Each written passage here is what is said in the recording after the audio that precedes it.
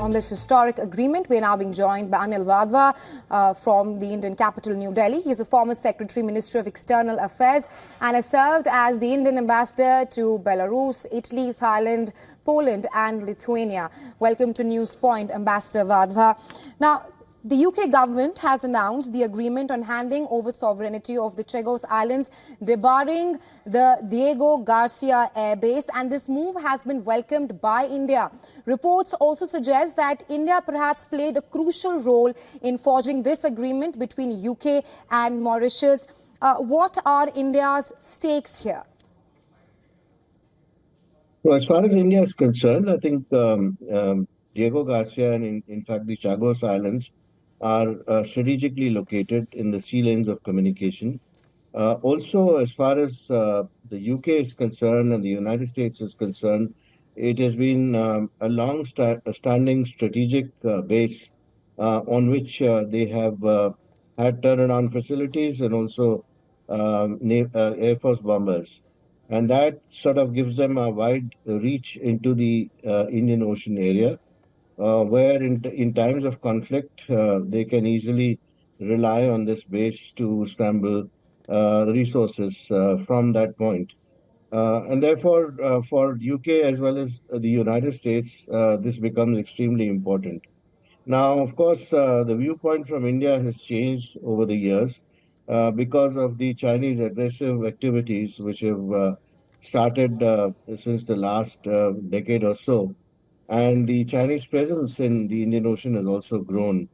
Looking at these activities in the current circumstances, as far as India is concerned, and also as far as US and UK are concerned, this could be the best outcome that has come about with an amicable settlement, I would say, between the Mauritian government and the UK on the use of Chagos and Diego Garcia in particular. Going forward, I think the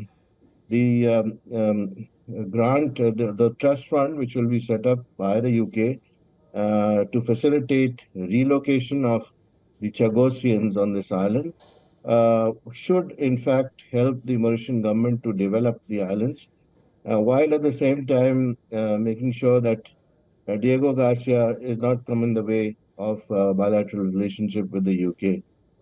So I think it's a win-win situation on both sides. India also should be quite satisfied with the outcome.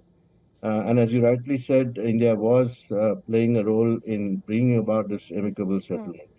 Right, Ambassador Vadva, you do give us an outline of how crucial the Diego Garcia airbase is for US and UK and even India, keeping in mind how India has invested major resources in expanding its military footprint in the Indian Ocean. You made a point there about China's expansion there.